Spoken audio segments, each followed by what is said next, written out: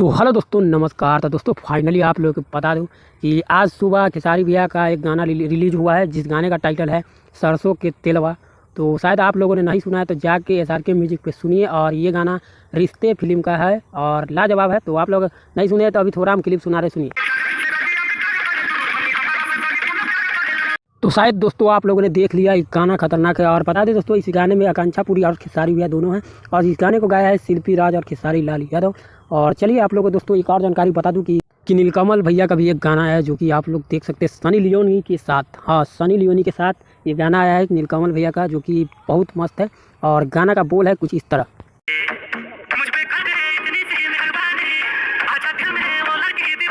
तो दोस्तों आप लोगों को बता दूं, ये भी गाना T सीरीज चैनल पे रिलीज हो गया है। तो आप लोग ये भी गाना जाके सुनिए, सनी लियोन और नीलकमल भैया का साथ में। तो हाँ दोस्तों, ये भी गाना आज ही रिलीज हुआ है, तो आप लोग जाके सुनिए। और कैसा लगा ये अपडेट आप लोगों को कमेंट करके बताइए। सब्सक्राइब कर लिए चैनल को। बाय।